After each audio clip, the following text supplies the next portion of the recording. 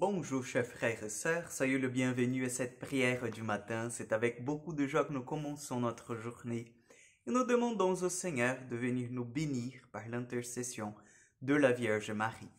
Au nom du Père, du Fils et du Saint-Esprit. Amen.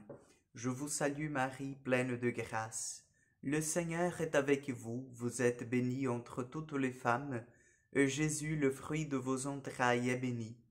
Sainte Marie, Mère de Dieu, priez pour nous pauvres pécheurs, maintenant et à l'heure de notre mort. Amen.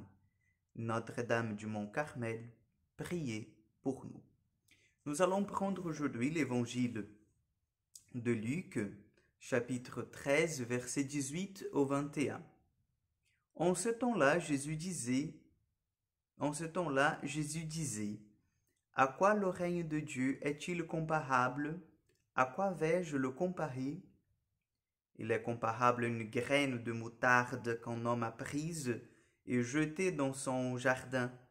Elle a poussé, elle est devenue un arbre, les oiseaux du ciel ont fait leur nid dans ses branches.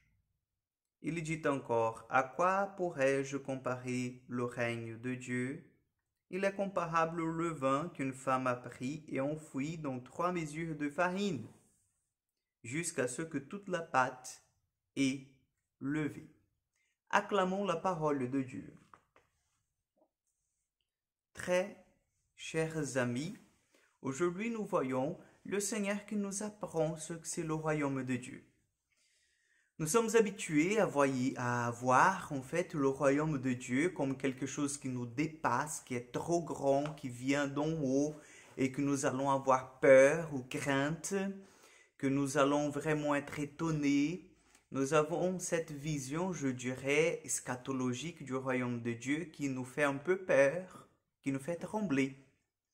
Et Jésus, il vient tout simplement nous dire que le royaume de Dieu, il est comme une petite semence qui est lancée dans la terre et qui grandit,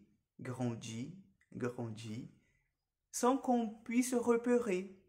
Et après, quand elle est grande, on se dit, ah ben tiens, elle n'était pas si petite elle n'était pas si grande que ça au début. Et voilà. Donc le royaume de Dieu, ben pareil. Pareil, chers frères et sœurs, le royaume de Dieu, il grandit dans nos cœurs. Et ce royaume de Dieu qui grandit dans nos cœurs, il est alimenté, il est nourri par des actions, de bonnes actions que nous appelons, voilà, dans la théologie catholique, de vertus. Par exemple, la vertu de la foi en Jésus, la foi que Jésus est notre Seigneur, qu'il prend soin de nous, qu'il est notre Sauveur, notre Rédempteur, qu'il connaît l'humanité, le genre humain. L'amour, la charité qui doit nous pousser tous les jours à faire toutes les choses, qui nous pousse à nous mettre au service de nos frères et sœurs. Et bien sûr, l'espérance, et en plus aujourd'hui, dans ce monde où nous avons bien besoin de l'espérance est une vertu fondamentale.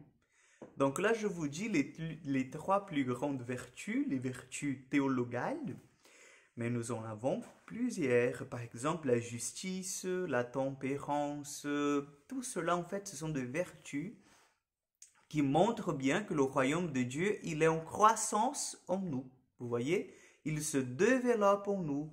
Il attend, en fait, vers la fin dans nos cœurs, dans nos âmes.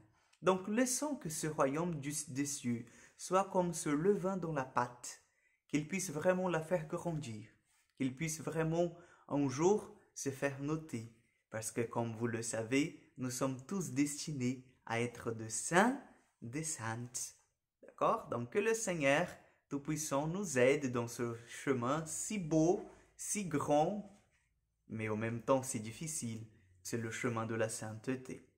Le Seigneur soit avec vous, que Dieu Tout-Puissant vous bénisse et vous garde, le Père, le Fils et le Saint-Esprit. Amen. Je vous souhaite une excellente journée, que Dieu vous accompagne et à demain pour encore une prière du matin.